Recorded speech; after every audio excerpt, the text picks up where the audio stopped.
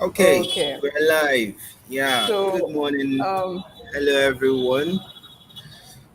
We're back today for the fourth session of this 2 weeks bootcamp series where we're talking about the African education system, the problems we're facing, and the possible solution that technology is helping us to mitigate through it. Here I have Mrs. Joy Uchechi Iziashi. It's nice to have you, Ma, on this, and thank you so much for coming on board on this project with us. We don't take it for granted. So, like I always do, I don't like introducing my speakers. I like to let them introduce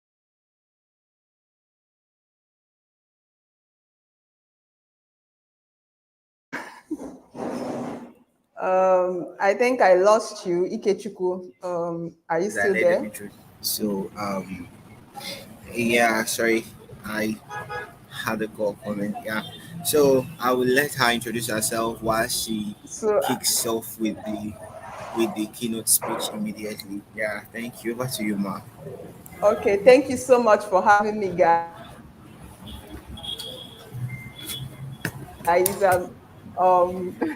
I'm talking about technology and education. Yeah, I'm really I don't know. I guess we'll be having live chats and coming in. yeah, sure. Yeah. Okay. I'm gonna do a brief introduction of myself. My name is Uchechi Joy Eziashi, but I love to be called Joy. And I'm the CEO and founder of STEM Villa Nigeria. Is an edtech and STEM company that is making STEM education available, accessible, and affordable for kids from low-income community. Our vision is to empower kids with the skills they need to thrive in the workplace. Um, Critical thinking skills, creativity, innovation, things like that, skills that will creators basically. And I have a passion for education. I actually would I have a I have plans of becoming a voice in education. That's how I say it. Hmm. I Being a think we made the right policymaker, call here. being a Yeah. policymaker in education, and so on and so forth. I don't have an education background, but I have an engineering background. I'm a chemical engineering graduate, but I'm currently at an entrepreneur in training at MEST Africa, Water Entrepreneur School of Technology. So, and we are trying to build a globally successful company, as we say. Yeah, yeah. Yeah.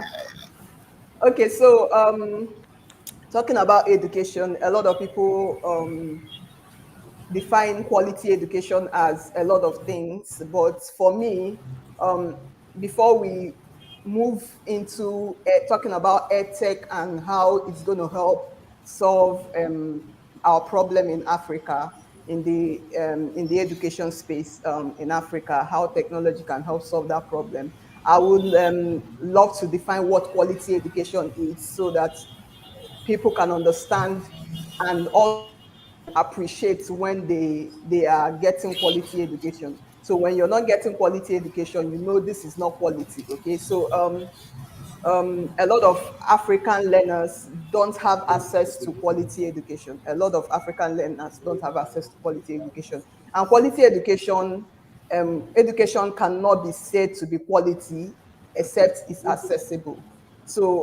When education is accessible to everyone and everyone is included, then you can talk about quality education. But if education is not accessible to everyone, let's say that maybe it's just a few people are getting quality, just a few people are getting quality education. Let's say just a few people are getting quality education, then we can now say that it's quality.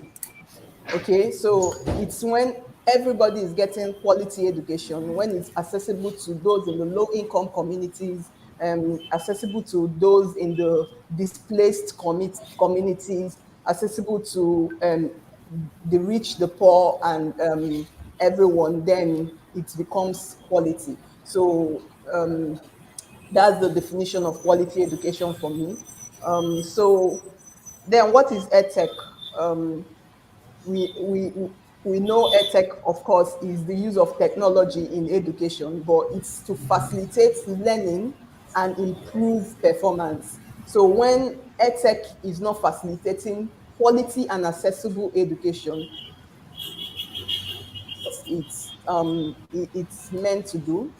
And again, it's not improving the learning outcomes. So edtech is supposed to improve learning outcomes. It's supposed to improve the performance of the learners. It's supposed to help the teachers facilitate learning for their learners. Okay, so what edtech is not, most of the time, this thing of putting the cart before the horse, is like putting technology before teaching. So when you put technology before teaching, then you have put the cart before the horse, and it doesn't work that way. So edtech, it's not supposed to replace the place of teachers. So one of the errors or the mistakes that edtech founders do is they build products outside the teachers. They say, oh, this product is supposed to learn, to help the learners learn better, but the learners can't learn better if the teachers are not involved. Okay, there is nothing you can do to replace the magic of great teachers and students in an in-person environment. So appreciate when students are learning with their teachers. Okay, so you are able to observe, you are able to understand the students and what their needs are. So there is no way technology can replace teachers. So that's one thing I want to say edtech is not.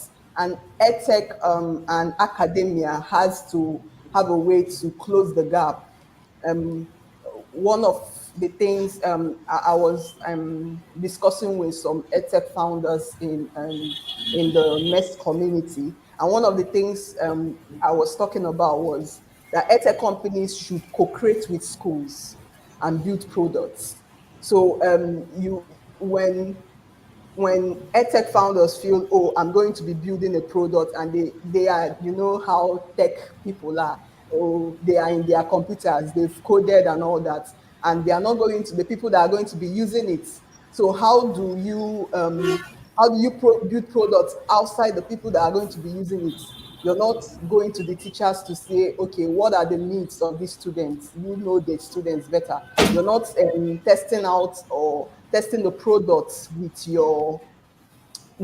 the learners that you're building the products for. So in the process of your product development, you're not going there to do the A and B testing, asking questions, what do we put in, what do we remove, and how do we iterate it, how do we make it better for you? Is this going to work for this particular community? Is this the way? So like edtech companies should, I mean, teachers should be in their product development team. They should have in-service teachers in their product development team. So that's one thing that tech-driven education. EdTech is not assisted education. Okay, it's not replacing teachers. It's not building products outside the views and the perspective of teachers and learners. Okay, so what is edtech? Edtech is supposed to be tech inclusive education. So when we widen the access of quality education, we should consider learners without access to technology. So we can be building technology for education when we are not considering those that don't have access. I was listening in for a while to the last speaker. That was on Friday. Sorry, what's his name? Ikechukwu. Um, On Friday. Oh, he's around. Adetunji Israel, your favorite tech Oh bro. yeah, Israel. Yes, He's viewing I right was now. listening in. Yeah, I was listening in for a bit before I left to his and Okay. he was talking about electricity and things like that. So you can't be building technology and you're not considering where you're building the technology for. So True. most edtech founders have this mindset of, oh, I've seen something. I've seen a technology or a product that works in the US or in the UK, and okay, let's replicate that product in Africa. It doesn't work that way. You can't just pick up products that work somewhere else and you want to replicate it here, not considering all the stakeholders, everyone involved in the use of your products.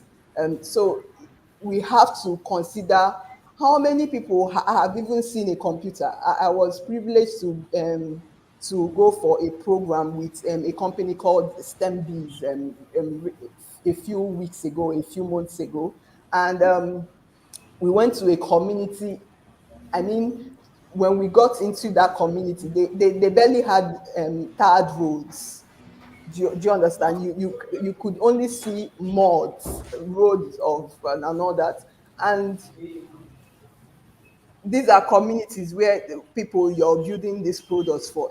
And because I'm also referring to making talking about quality education being accessible to everyone, because the education cannot be quality except it's accessible. So if you're building a product, then you have to consider, are these people, do they even have electricity? Have these students even seen a computer before? Have they seen a computer? My company, STEM Villa, we had a program in a school, and some of the students hadn't even used a computer in such a way that they've seen it, but they haven't used it. They don't know how it really works. Do you understand? So these are things that we have to put into consideration. So we are talking about tech inclusive education. We want that's the kind of product that we want, a product that is inclusive, that is tech inclusive.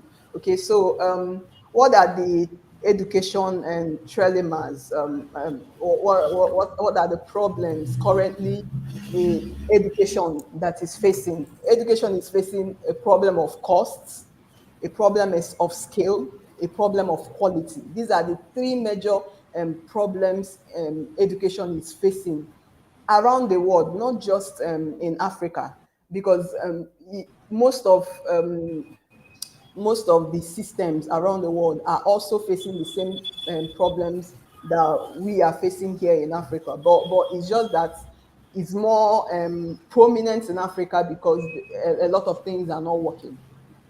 A lot of things are currently not working. But these are the three major: the cost, the scale, and the quality. Sometimes you see you see some governments have solved two of the problems, some have solved one of the problems, some have solved them, other the other two of the problems, but nobody has actually solved the three problems in education, which is cost, scale, and quality. When in Africa we have the what we call the basic education, right? Where everybody in where kids or children in young children can get free education, and it's not costly. But those education those education systems are not quality. It's free for everyone to learn, but what are they learning? What is the quality of what they are learning? Do you understand? So it can be cheap but not quality.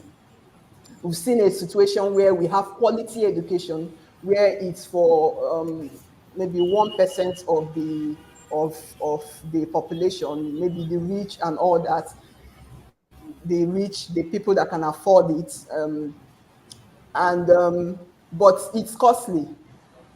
People can't afford it, but it's quality. It's costly. And then there are situations where we have something that is cheap and but it's not scalable. You can't put it across. It's quality, but it's not also scalable. You can't scale it to every community, every school, every local government, every state, every region, depending on the country you're in. So these are the problems currently that education is facing: cost, scale, and quality. So how do we solve these problems? I feel this is some of the things that edtech founders, stakeholders, the government should put into consideration when when they are talking about quality education, accessible education. They should put into on consideration the costs. How can we find cost-effective ways to deliver education that is of standard, of high standard to millions of people? So I believe that governments should be ministers of education, whatever it's called in different countries, should think around this. So um, how can we make it cost effective for people? How can we make it cost effective for people? Edutech founders should also think around this situation. The product I'm building, is it cost effective? Can people in communities be able to afford it if I want to scale it? Can hundreds of millions of students use my products and they can actually afford it? So these are things that should come into mind when we are talking about um, costs. Okay, and then scale. The challenge of scale is providing equal access for education for all children, for every child, both in low income community and middle class community, middle class countries. How can we scale up our primary education system? How can we scale up our secondary education system? How can we scale it up in such a way that students can, it can reach everyone in any community or any country or any society they are in, and it's also cost effective? Okay, how can we design and deliver high quality education that meets learners' needs and supports future economic growth? So these are the questions that um, everyone in the education space, whether it's the government, is the edutech founders, is the in-service teachers, everyone, every stakeholder should be answering. These are questions we should be looking at and considering. And as I said, edtech founders should consider these three things when building a product. They should consider the cost. They should consider the scaling. They should consider the quality of what they are building. So my major topic today is tech inclusive education, and I believe that's the way forward. Tech inclusive education is the way to go. Is the way forward. So excuse me, sorry.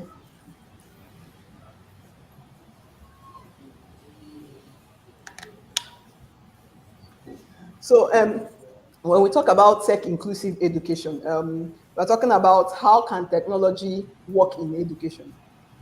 What are the right conditions that we need to put in place for technology to work effectively in education? And I believe that one of the things we need to consider is the stakeholders. How do we empower the school leaders? How do we empower them with the skills they need? How do we empower them with the trainings they need? How do we empower them with the knowledge they need to be able to effect technology in education. We also need to consider the infrastructures like um, computer labs, tablets, and things like that. We need to consider those things when we are talking about tech inclusive education. How do we get infrastructures that work? I know that some government schools in Nigeria have computer labs, and those computers lie there and they are not in use because teachers are not trained to with the knowledge, the effective knowledge they need to be able to use that computer. I know we went to a school at one time and they have computers. We had to install the softwares. They didn't even know the softwares that these students would learn. These softwares are softwares that kids between the ages of 5 to 6 in the Western world already know about, already using. But Africa, kids in junior highs, kids in secondary schools are not even able to manipulate these softwares. Do you understand? So we need to consider, it's not just buying computers and you say you have a computer lab. Are you training the educators that are going to be using it? So that's where better teacher recruitment and training comes in. We need to train our teachers. As I said before, you can't put you can't put the cart before the horse. You can't put technology above teaching. So there is no way a student is going to learn effectively if the teacher hasn't learned. When we talk about lifelong learning, um, teachers are inclusive. We want our students, we want the learners to be lifelong learners, but it applies to teachers. Teachers are included in the life.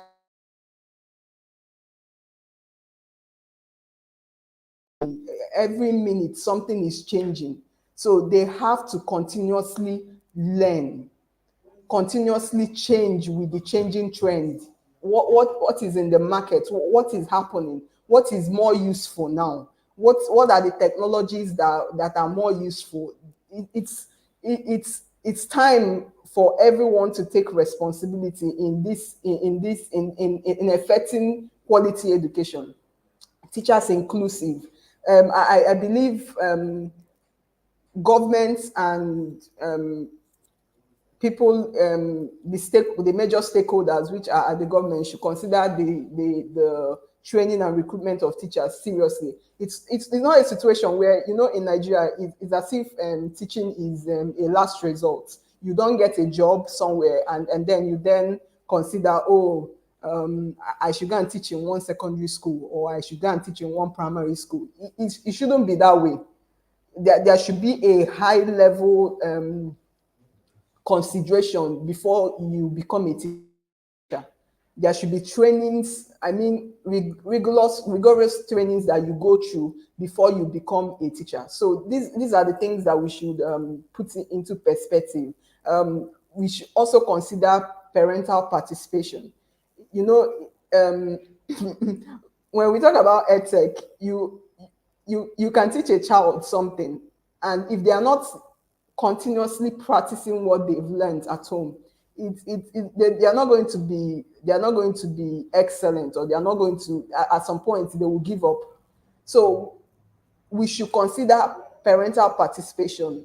EdTech founders, when I say when they are, I talked about co-creating with schools. It means also co-creating with the parents in those schools. It means that you're taking your product and you're going to their PTA meetings and you're saying, okay, this is the product we are building. We want to test it with 1 or 2 parents. We want to test it with 1, 2, 3, 4, 5 teachers in the school. And we want them to use it and see, oh, is this going to be helpful for the learners? Are the learners is it going to be useful for learners? I'm also talking about this because I'm also a parent and I have kids too. So most times I go to my kids' school and I say, my child can't learn this way. Do you understand? Because there are technologies I'm teaching them at home. I believe that this also should be brought to school and they learn, because I believe every child has their learning style. You can't impose one learning style on a child that can't learn that way. They have the major way they learn. So even though they learn through auditory learning, they learn through tactile learning. These are all the learning styles they learn through. But there is a particular way a child learns, and it's helpful when the teacher knows this is the way this child learns most, and put in technologies that would facilitate that learning. So we should also consider parental participation when we are talking about edtech products and how technology can move education forward. Most importantly, I think we should consider good content and effective assessment. Um, it, I, when I defined edtech initially, I said it's for facilitating learning and improving performance. So sometimes we build we that are technology inclined or tech savvy, we build products not thinking about how is it improving this learner's performance. We just want them to, when e-learning comes up, everybody is talking about e-learning, e-learning, e-learning. But are we measuring how these kids are learning using this technology? Are we measuring and saying, oh, is this technology effective for this particular child? Should we change to a different technology? What other technologies can we put in place? I was listening in this morning on the EdTech Monday, called EdTech Monday, hosted by Mastercard Foundation and Mest Africa, and they were talking about technology, edtech in for displaced kids. So these are things that we should put into consideration, because that quality education, it should be for all. Quality education is for all, both those in displaced communities. And sometimes we build technologies that these kids that are displaced cannot even access. They cannot even use. They can't even use those technologies. So these are things that we have to put into perspective. We have to put into perspective good content and effective assessment. How are we assessing the use of these technologies that we are giving to these children? How is it improving their performance per time? When we talk about technologies relating to literacy, numeracy, and things like that, how is it improving their performance in mathematics? How is it improving their language performance? How is it improving their social performance? How are they interacting to this technology, and how is it going to affect them in their work life? How is this technology going to apply to their work life? So these are the things that we need to consider, and also put all these stakeholders, the school leaders, the government, the parents, the teachers, put everyone accountable, make everyone accountable to tech inclusive education. Tech inclusive education. Let everyone be involved in the process of using this technology. Let everyone be involved in the process of using this technology. So yeah, and when we talk about tech inclusive education with the focus of conditions within the system as a whole, it requires that we give attention to different dimensions of schools. We have to consider, okay, where are these students right away, and what technology do they need at this point? I know during COVID, there were companies or edtech companies that considered radio as a means of communicating or educating the students.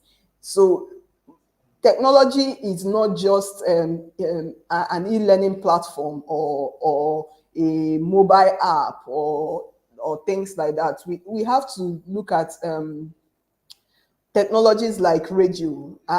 Is this something that we could use? Is television something that we could use? Are these things that we could use? could use. Some of these students do not have a mobile phone or a smartphone. Is SMS something that we could use for teaching? So I know there are a lot of edtech companies that are already using these technologies, and we also have to consider where are we using these technologies. What at this point, which community needs this technology more, and which communities need this technology more than the other or others. So these are things that we should put into perspective.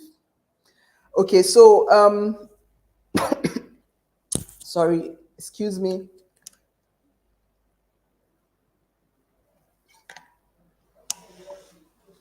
So I most times when we talk about technology, everybody is looking at tech-driven education, where we are talking about virtual reality headsets, artificial intelligence, things like. We have to be true to ourselves. Are we at that level right now where we put in artificial intelligence, virtual reality, and all that? We have to be realistic. Uh, is it the level where we are? Because you can't be introducing something when even the kids don't even know the basic use of computer. They don't even know how to type. They don't even know how to type using a computer. They don't even know how to use basic Microsoft. They don't even know. So we have to be realistic to ourselves and know where each of these technology come in. Okay, we know who are those that are in need of this technology. Of course, when you, maybe if you're talking about a British school in Maitama in Abuja, or you're talking about a British school in Lekki, Lagos, where the kids are already exposed to using smartphones, virtual reality headsets, and things like that, then you can be talking about artificial intelligence and things like that. But you can't bring those kind of technologies to where students are not even, they don't even know how to use a computer. So we have to look at those situations and then consider the child that is going to be using this technology and how they are going to be using it. You know, a lot of systems are struggling in terms of high quality education and how to scale it, and using and the sustainable costs that they can put in. Okay, so these are the major problems that we all have to look at. We first of all, we have to start with our teachers. I would like to commend some companies, education companies. I think I have heard of Scholarly, School Link or something like that. Yeah, education, how to use learning digital skills, learning softwares, and all the softwares that can be used for them to make teaching effective, and all that. So the teachers are important. They are very important when it comes to building, deploying technology for solving education problem, because they are the core stakeholders in this. So we have to start considering training, effective trainings for them. I had a meeting with the CEO of a company recently, where they teach the teachers how to use things around them to teach students. And it's things that we dispose, things that are like trash. They use it to make make things like I know when we went for a program in this village which I told you about. We actually used cardboard, straws and things like that to build a reproductive system. Do you understand? So there are things that we dispose of that can also be used to teach students different things. Everyone is talking about STEM education, STEM education, STEM education. We have to look around. What are the things that we can use to teach students that are cost effective? It mustn't be a virtual headset. It mustn't be something very expensive. There are very local things that can be used to teach students science. There are very local things that we can use to teach students mathematics. I know during this program, people were they brought a draft, right? Ikechuku, drafts, the drafts. Yeah, there's a way they were using it to teach the students maths. So Wow. we have to consider those things and look around us. What are the things that we can use that are cost effective, that are scalable? Because when we are looking at when we are looking at things that are more expensive, then we will not be, maybe we are looking at technologies that we can export from the West and use here in Africa. That and then we keep delaying in giving these students or these learners effective or quality educations. But there are things here in Africa that we can use. I commend Ingenia.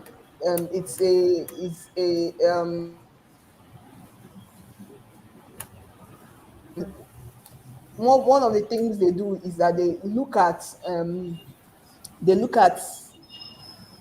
founders or ed tech founders that are building products that are for Africans, building products using the things that are around, considering the putting in perspective the problems that Africans have faced. So we have to look at, first of all, train our teachers in the use of technologies that are effective for their students. What is the technology that is effective for their students, and train them in the use of that technology. Train them in the use of things that are around them to promote STEM education, promote the learning of science, promote the learning of mathematics. The times have gone where you teach students, you come to the class and you're reciting multiplication table. Those times have gone. I remember during the COVID-19, that that my son was learning. They gave some things that he has to watch, and the guy was just sleeping while he was looking at the computer, because of course he didn't understand what was going on there. Do you understand? So he was just like sleeping. It was like, what is this punishment? Do you understand? So you have to consider the learners and what exactly is it's useful for them.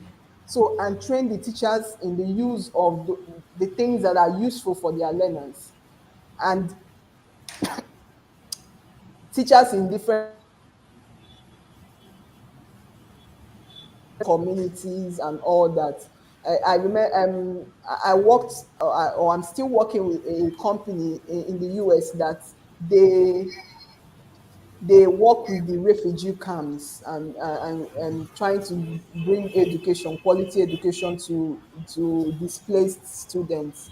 And one of the things that we were putting into consideration was these technologies. They load videos into tablets, and they send it to the refugee camps so that the students can learn. And we were looking at the voiceover.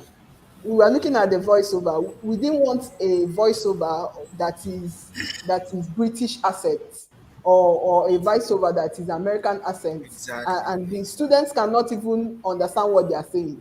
So we had to find a way to put a voiceover they can relate, that is relatable to them, that is that they can relate with. So these are the things that we have to consider when training our teachers. Even if we are putting students and telling them, okay, go and learn online. You say, okay, go and learn using Coursera and all that. Can these students understand what is being said? Comprehend. Yeah. Can they understand what is being said? Can they even hear it? So this we should put in place, we should put into perspective these things when we are training our teachers. So and then parental involvement. The parent is also a core stakeholder when it comes to the education of a child. If the parents are not involved, then the child would give up easily when it comes to using technology. Do you understand? The parents have to be involved in every single step when it comes to tech inclusive education. The parents have to be informed about what technologies we are exposing these children to, what is the security involved in the use of that technology, and um, they have to be trained too. The parent teachers meeting should not be a time to be talking about things that are not, it should be centered around how are we facilitating the learning of our children. It should be centered around what are the things that they are learning with, how can I learn with it, because it's annoying when a child is maybe has already gotten used to a particular tool, and they want to involve their parents. They're excited about their parents, and their parents they are not getting it. The parent is not getting what the child is saying. um, I remember when I was teaching in a school, and they were teaching the kids literacy and how sounds are pronounced. So the child was pronouncing a particular sound some way, and the father was pronouncing it another way. So the child was confused. Who should I listen to, my father or my teacher? Do you understand? So these are the things that we should put into consideration when you're teaching a child using a technology. You should involve the parents. Parents should know, okay, what are the tools that this child is using? How can I learn it? How can I even learn it so that I'm also helping my child learn with those tools? Okay. And then another important, these two people, both the teachers and the parents are brought together by the administration, the school administration. And the school administration can be a headache sometimes. Sometimes they are focused on how are we going to make money. Well, the first focus should be we know you're in business to make money, but how are your students going to learn better? How is this going to facilitate their learning? How is this going to improve their learning? How is this going to help them? You bring in, and that's why most edtech founders are discouraged to work together with school administration, because the school administration is always thinking about what is in it for us. We are bringing you technology to help you help your students, help you help your teachers. You're asking what is in it for us. And most of these edtech founders are still startups. They don't have anything in it for you, except you use it first and say, okay, and say, okay, it's good for me or it's not good for me. But when you're not giving them that opportunity to test out um, um, the product with you, or you're trying to make it exclusive to yourself, I feel that schools are supposed to collaborate with schools. If a school is doing well, it's not a competition. The goal is to educate, is to have quality education for all.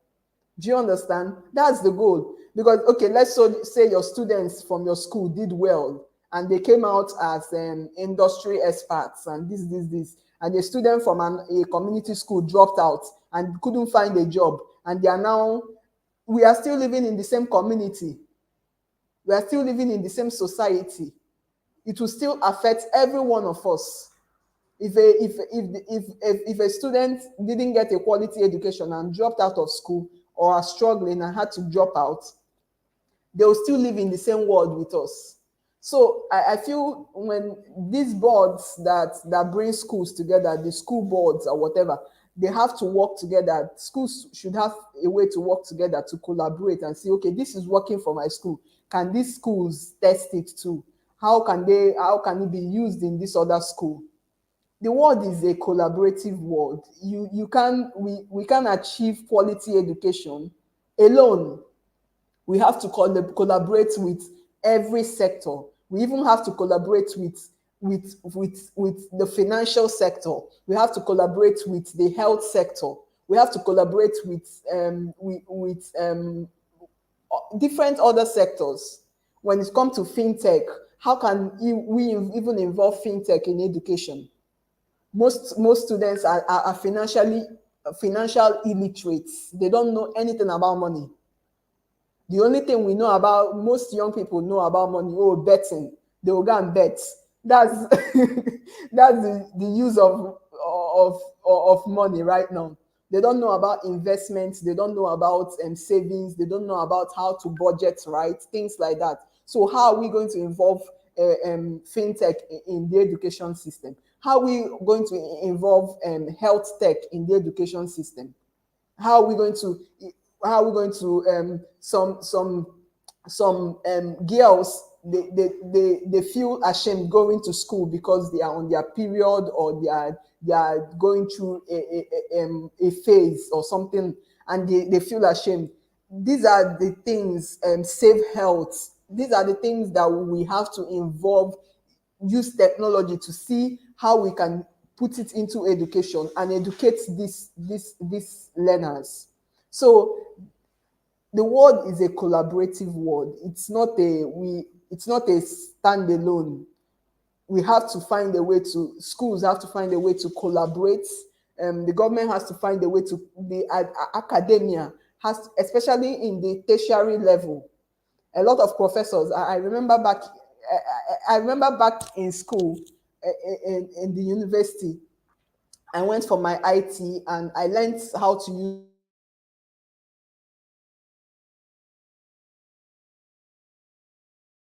project.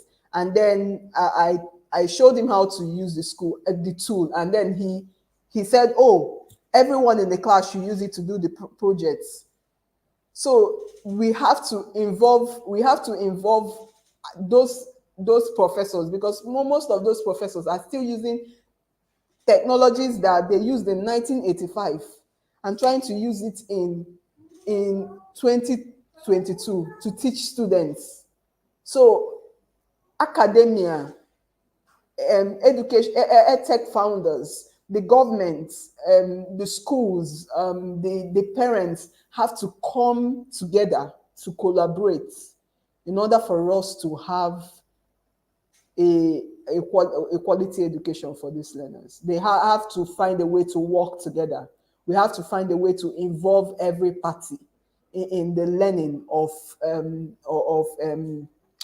technology while using it in terms of education. We have to find a way to involve what would I call them now? Other sectors, whether it's fintech, health tech, in the education space, to find a way to make education accessible, because there are learners in different conditions. There are displaced children in communities, where in refugee camps, that the health sector has to come into place first to give them psychological help before you talk about education. If somebody is displaced, you're talking about education. that's not you have to reorient them first, and help them integrate into the community Yeah. before you talk about education. You Education is not the first thing you have to you be considering at this point. You first of all consider their health first. How are they doing? How are they integrating with the culture? What's going on with them and all that before you talk about education? Because at some point they can tag along for a while, and then because they are struggling with a lot, they will drop out of TSD. on the way. Yeah. Because we have a lot of out of school students right now, and even though we feel that technology can help, but factors that are causing these students to drop out of school. So, like, how can we use technology to solve those problems? Maybe do a counseling section with the students first before use technology to enhance counseling sections for these students first before we talk about, okay, literacy and numeracy and all that. So yeah, and so for it has to be tech inclusive, and we have to look at the stakeholders. I think I will stop here and listen to anyone that has questions. Or yeah. Okay, okay. Questions are supposed to come at the end of everything, but I just have a few Okay. things to say. Like you've really like touched a whole lot of things, like from the major stakeholders to what quality education is all about. Because okay, I think I was discussing with a friend, um, because there is a should I say high rise or an uprising of a lot of digital academies. Come and learn digital skills, come and learn this, come and learn that. And each time I visit this place, like these these people or these companies that offer these trainings, and I look at the curriculum and the thing that they are offering people and the amount they are charging, and I'm like, how don't you have human conscience in the condition of this country? You are still offering this for this amount, because okay, a friend asked me, okay, the training that we'll be having after this bootcamp series now, um I told a friend that it's 5K, and the person was like shocked, like 5K, and was like, wait, 5K. That means you guys are. I'm like, are you kidding me? I sent him a screenshot of all the courses that will be taken. That each of the courses is going to be for 5K, and that Yeah. it's going to be for 10 weeks. It's going to be for Yeah. 10 weeks, and the Wow. person was really shocked. I was like, how? Like, I told the person, look, there is something that most people like mistake. Nothing stops me from, or nothing stops other Parakletus to peg each of those courses, because we took time to discover talents, like people that offer value, to be the instructors for these particular courses, and it's 10 weeks. 10 weeks of, like, you can't just teach Yeah. someone something for Wow. 1 month and expect the person to just get it just like that. But now Yeah. that's not how, True. I don't think, I believe that, okay, I've not entered into the proper education sector. I'm still in the edtech part of it. I'm not an academic, but I am a student, and I believe there is a reason why we have to go through 3 months of study in the K-12 and 4 months of study in higher institution. You don't just teach people something in 1 month and expect them to be good at it. No, True. no, True. I don't think so. So True. that's why when I see people, they will tell you 1 month and then you can earn 200. I'm like, have you even converted $200,000 to naira to know how much $200K is? Are you kidding me? Are you a thief? You're a thief. I'm sorry, but you're a thief.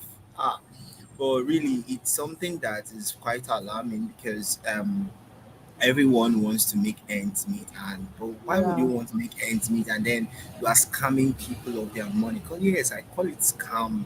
I call it scam. Now, nothing stops us from, after this time around, we can, in fact, the truth of the matter was that the plan was to make it an all free training, but we couldn't get the funding, the what's it called again, a sponsorship that we applied for. We couldn't get it, and we had to move on.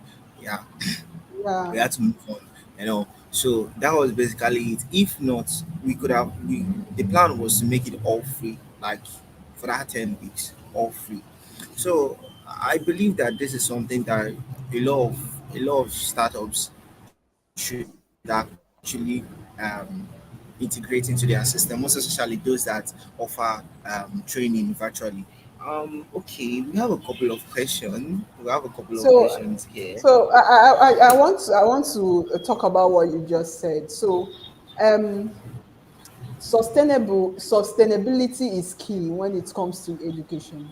I remember Yeah, a few years ago we did a program with teachers, and then after that program, it's lasted for a while, but continuity, the continuity of the use of that tool didn't last for the long run, because at some when the program ended and they didn't have anybody pushing them to use the tool, they stopped using it.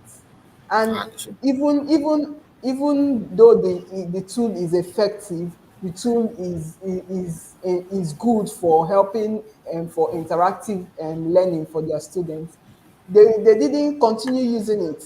So I believe that sustainability is key when it comes to um, involved in deploying technology for education. Sometimes we true. start things, we are good with starting things, but But it's how do we sustaining it, sustain it?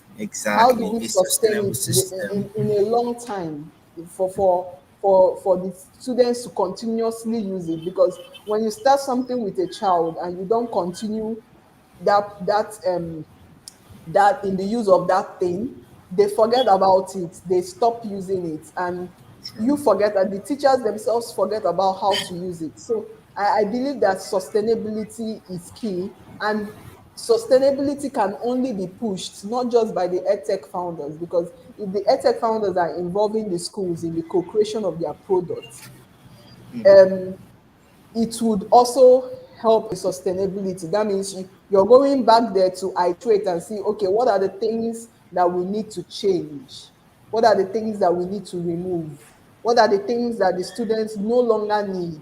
That we or what are the things that we need to what features can we put into our products to better help because of the changing trends or the change or the evolving of the edtech space or the technology space worldwide.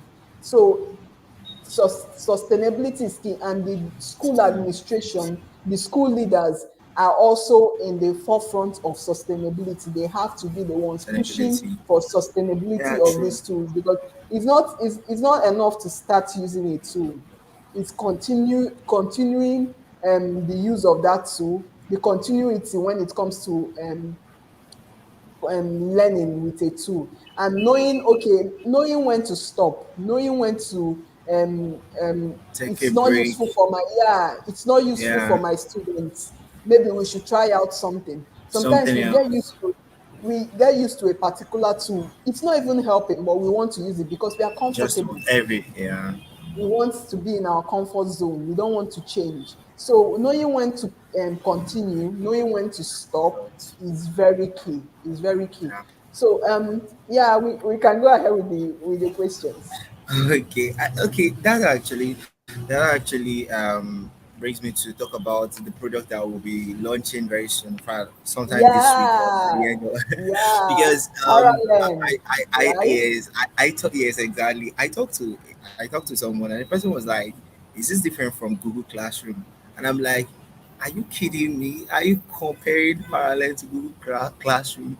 And I was like, "Yes, it's different from Google Classroom." So I think people are so comfortable with things that they are using that they forget that there is a place for growth. There's a place of doing things better.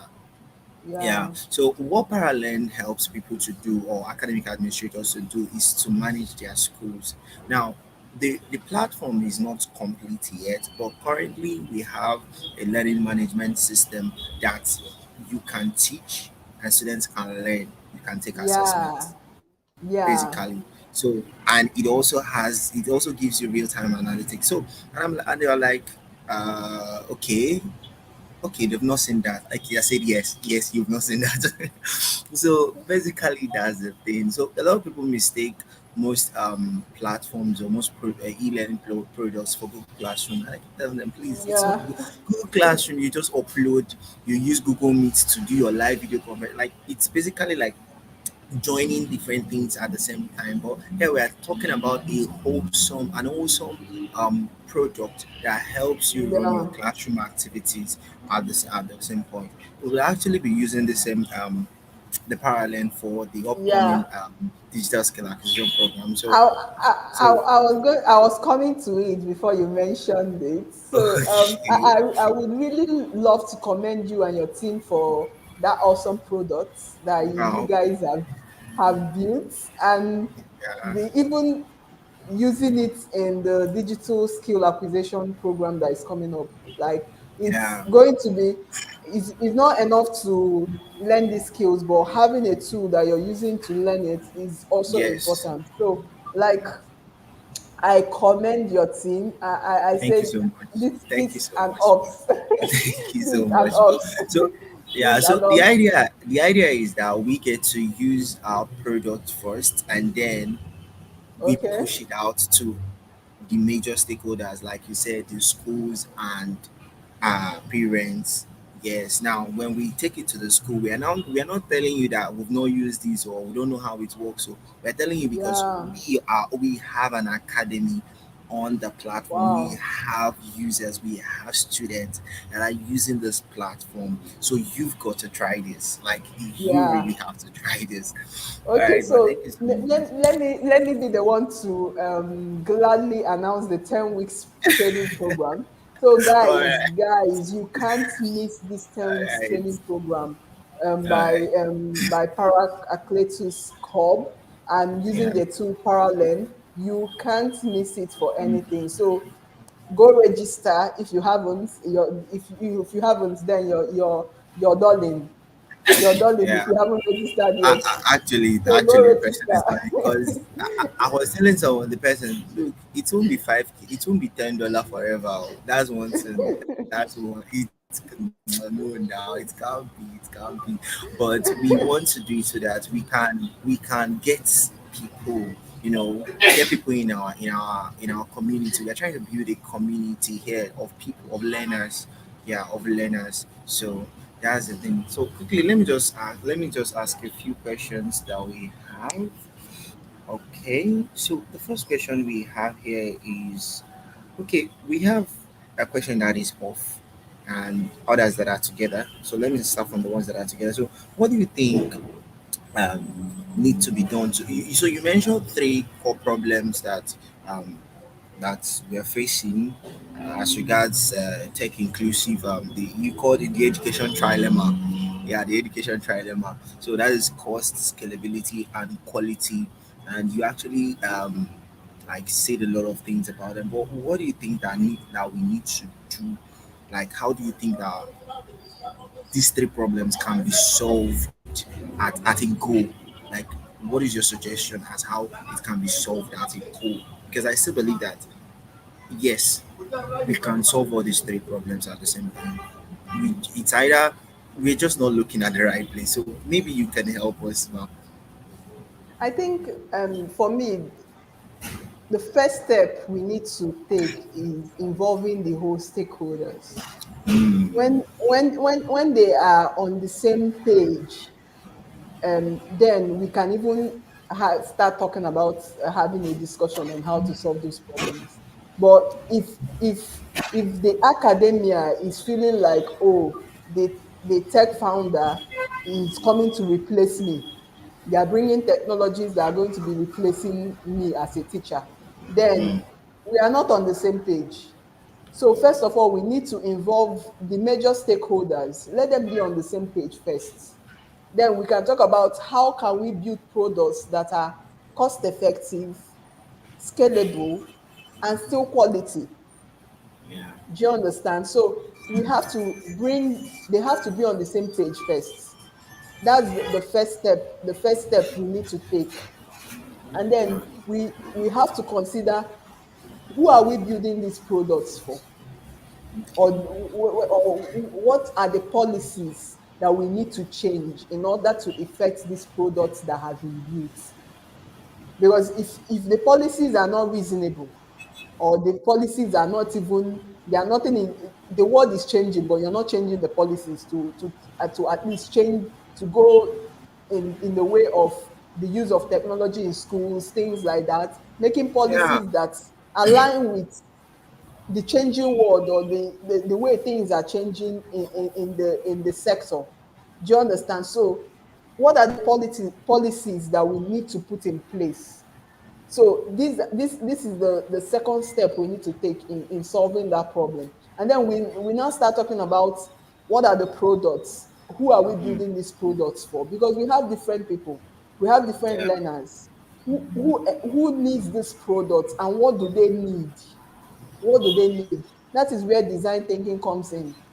mm, You're designing for somebody, you're not building a product for yourself. You're true, making policies for somebody, you're not making the policies for yourself. true. So it is when the government or the policymakers make policies that suit them, and not considering everyone that is going to be affected by that policy.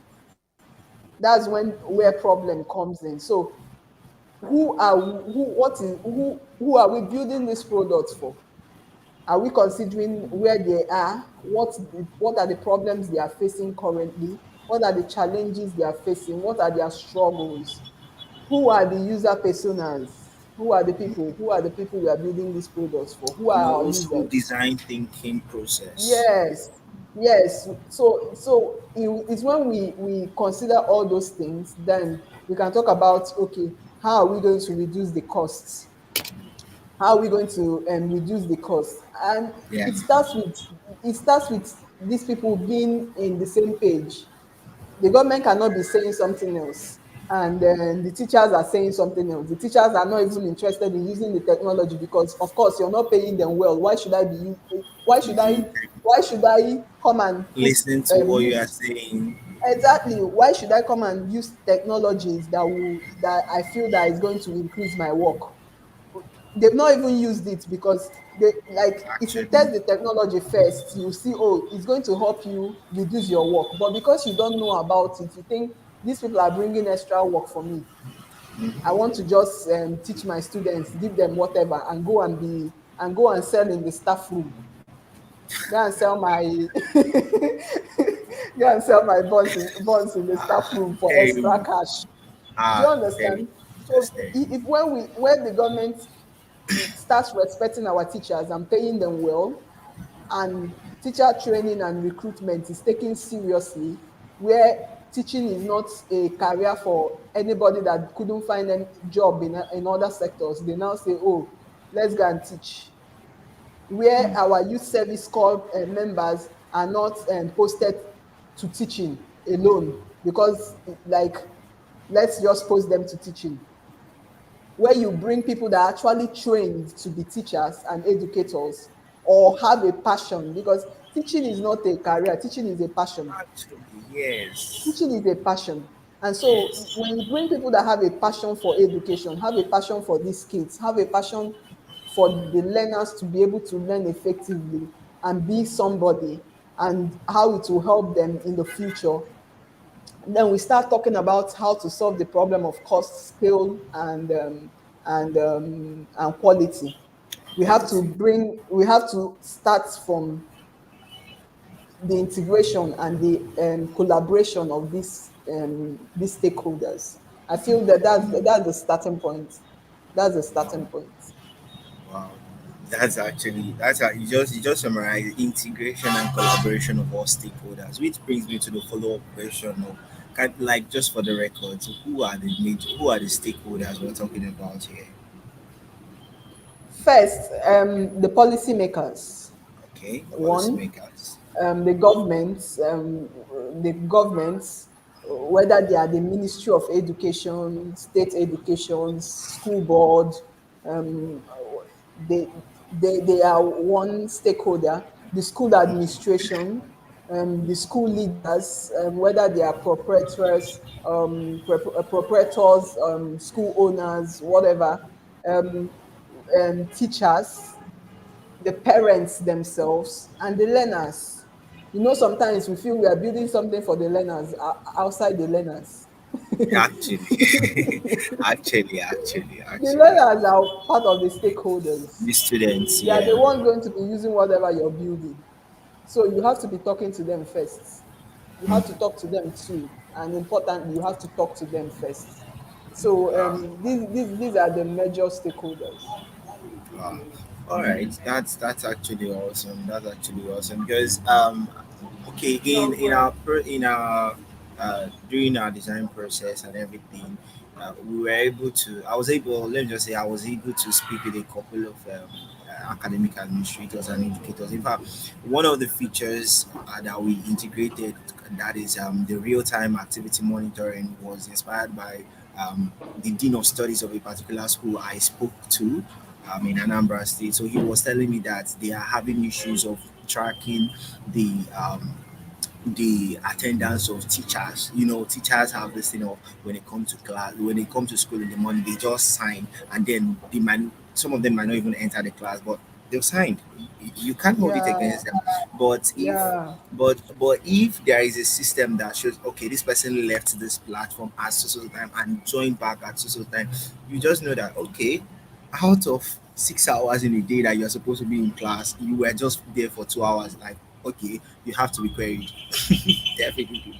So that was actually what inspired that particular feature, and we believe that this is going to be solving a whole lot of problem in the K-12, because this is a major problem in the K-12 school. Yeah, the teacher would come to school, but like will not really be in class. It doesn't make yeah, sense. Actually, it doesn't make yeah. sense, and the students will just be there wasting their time. Maybe he or she will just give them one exercise to do, and then that's it. That's it. Just like that. So I think we're coming to the last question, which is okay, 1 minute. So the last question, okay, sorry, the second to the last question. So the second to the last question we have here says, what ways can you suggest? So you talked about metrics to measure effectiveness of e-learning products. So what ways can you suggest, like or will I say, first of all, the metrics, and then what ways can we enforce these metrics to measure what the quality of education for e-learning platforms? Let's take for instance Parallel. Now let's use ourselves as a case study. So take for instance, now we are offering digital skills. We are offering digital skills in our academy, yeah, Parallel Academy. So how Yeah. will you measure that what we are teaching is quality? Oh, I think measurement is tricky, but to Actually. it depends on how it also depends on how the learner is improving. Because the reason why you built a tool is to help improve their performance, right?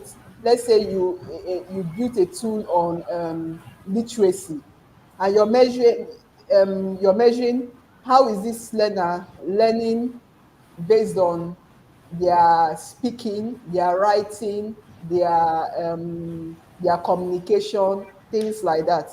So Mm, there are the major reason for building a tool is to know improve performance, improve the learning performance. That's the major reason. So let's say somebody is learning how to code. It has to be practical. It has to be project based. Let me say project mm, based. mm, If you've given one project and okay, they didn't do it so well, and you give another project, they improved. You give another project, they did better than the last project. Then you know, okay, this person is learning what you're teaching them or learning the use of that tool. I at STEM Villa, we introduced some kits to Scratch, micro:bits. These are coding tools for kids, and we give them.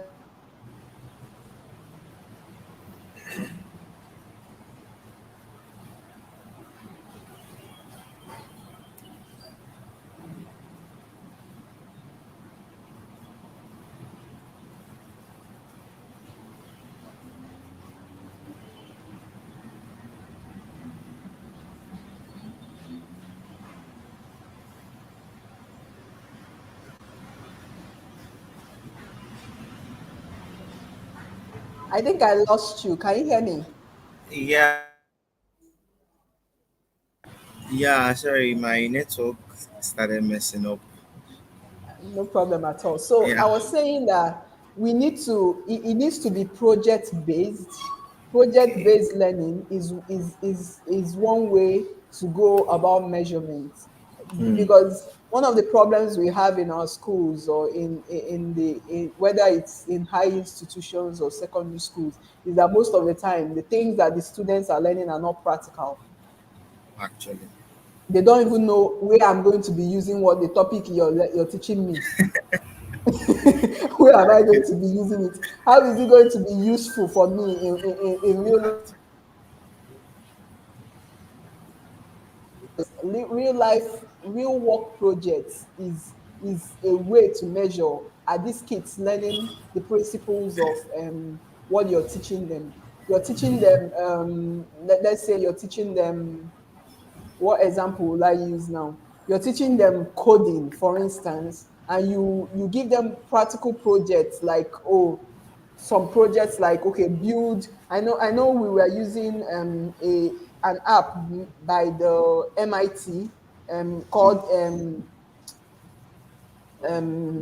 what's the name of this app now? It's a mobile app for kids, basically, to teach them how to build mobile apps. So mobile you teach apps. them, build a mobile app that can help disabled students or things like that. Build a calculator, Wow. build that. So practical projects that they can see, this thing you're teaching me, I can actually apply it in real life. Exactly. Exactly. Yeah, so in that way, when they are doing these projects, you're measuring their improvements, and if they are actually learning. So I feel project-based measurements metrics, it's key Student when it comes performance. to, yeah, the Measuring. students' Yeah, performance. Yeah, that's actually true because it just reminded me of back in secondary school, my physics teacher. So once we are done with every class, he gives a project. It's important in school, actually. yeah. So you now have to figure out a way to do your project. So you have to go to scrap a lot of things to do your. Mostly, I love the Wow. electricity topics. Yeah, you just have to scrap those things. Yeah. So you build your. So um, the second case scenario now coming to UI, like where I am currently. Um, I think I met an electrical engineering student who can't fix a lamp holder, an electric bulb lamp holder. Like I was shocked. And then I've also I also know someone who's very good in physics but can't understand the simple electrical circuit of a building. I'm like, I don't understand. Like, what exactly are you doing? Like, how is that even possible? So I think it's very apt, student Yeah. performance and the project based learning. Yes, because that's the way Yeah. that someone has actually really learned something. Which we are going to. I think we would actually implement that. Yeah, that's actually nice. Thank you so much, Mark. We would implement that. You're Yeah, very we'll welcome. implement that. All right, I'm saving the last question. We have a question on the comments. It says, okay, it's with no doubt ICT is developing day by day. How can one make use of the advantages more than the disadvantages, considering the overuse of technology by some of the youth today? Actually, this is talking about an information overload. Yeah, we're having an era of information overload. You search one thing on Google and then you are seeing multiple things. So how can one like streamline his or her use of technology to achieve his or her goals? I think that's what this question is talking about. I didn't get what you said. Please, I lost you a bit. Okay, I was saying, okay, the question says, how can one make use of the advantages more than the disadvantages? Okay, when talking about ICT is developing day by day and considering the overuse of technology uh, by some of the youth today, how can one make use of leverage technology to solve Yeah. problems than using it to the disadvantaged part? Because of like we're having an era of information overload, so. That's actually Okay, so there are a lot of information online. yeah, A lot of information. First of all, you need to know what's the right information and the source of the information. So you need to know if I'm getting the right information, because anybody can cook up anything and put it online and say, oh, actually, and yeah, so you have to know where is this, what's the source of this information, and how is it helping me, how is it going to help me achieve my goals. So you need to have a stated goal of what you want to achieve, and know where can I find this, the right information. And it comes with looking for people already in your space, seeking for mentorship, people that have gone ahead of you in your space. For me, I'm on LinkedIn, and I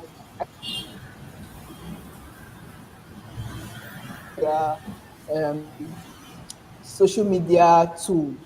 I LinkedIn because I feel LinkedIn is an intellectual platform. Is actually, actually, where you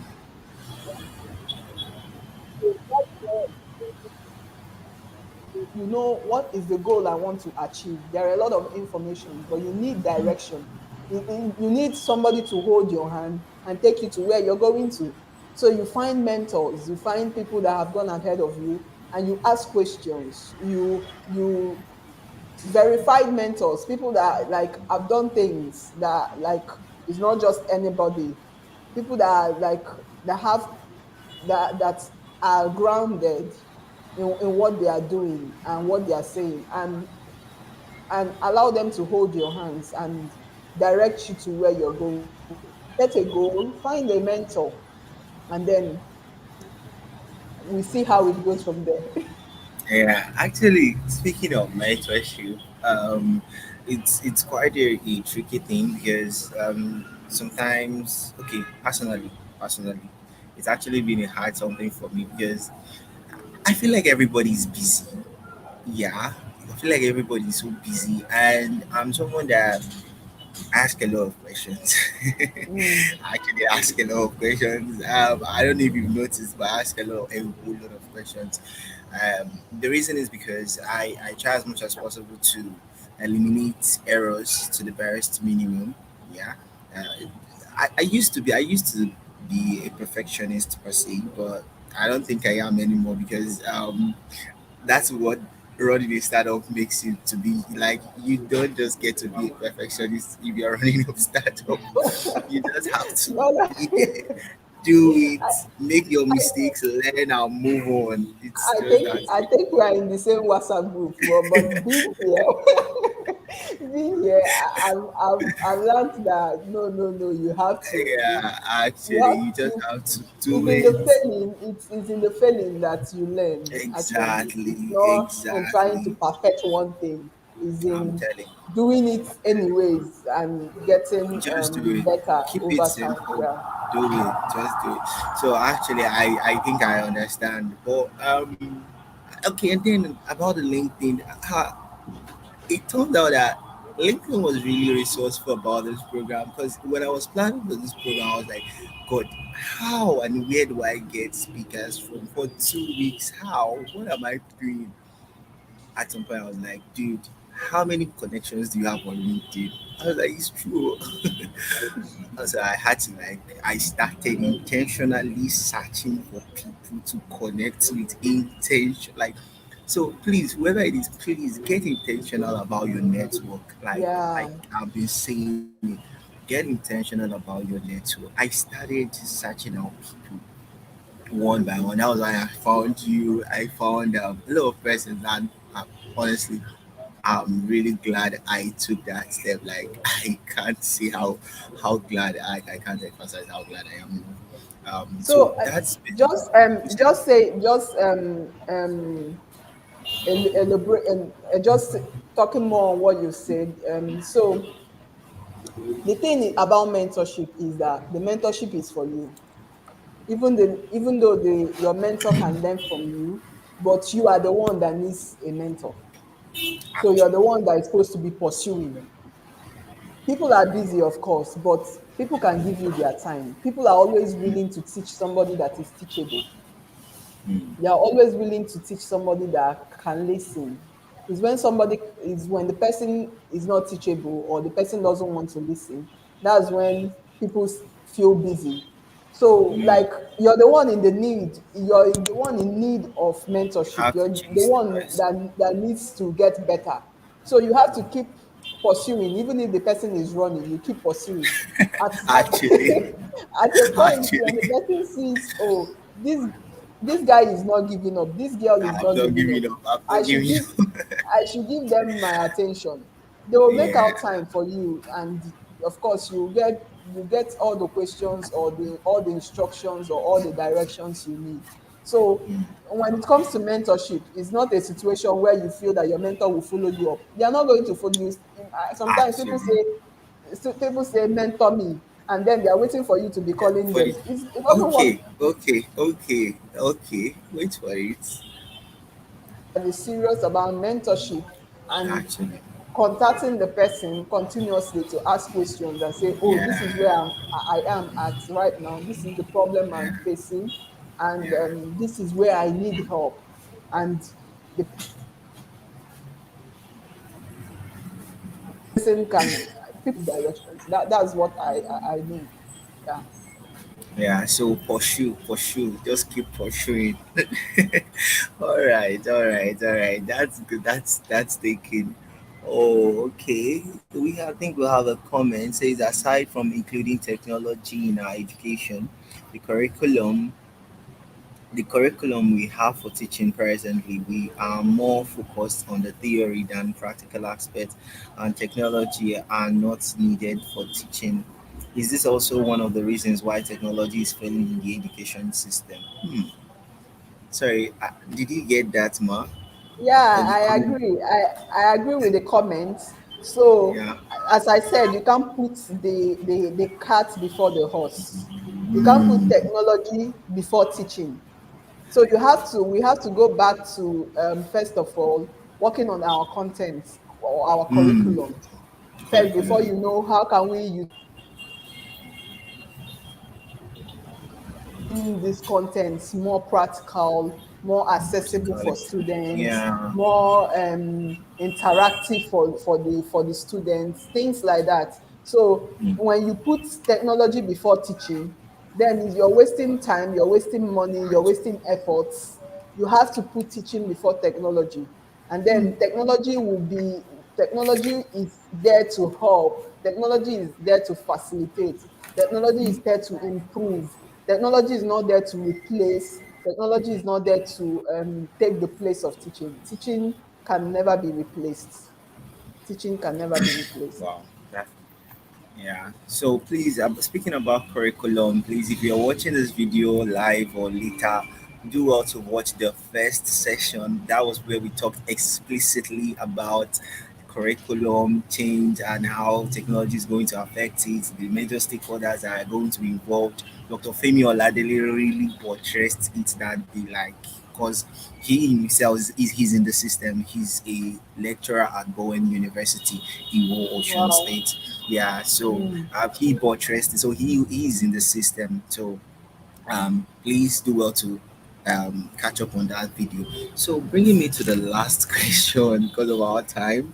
Um, this question is quite tricky, but I really love to get your opinion on it. So, is it considering the news of Starlink? You know, Starlink, in the most Yeah, internet service provider company, yeah, heard of it. coming to Heard of it. Africa.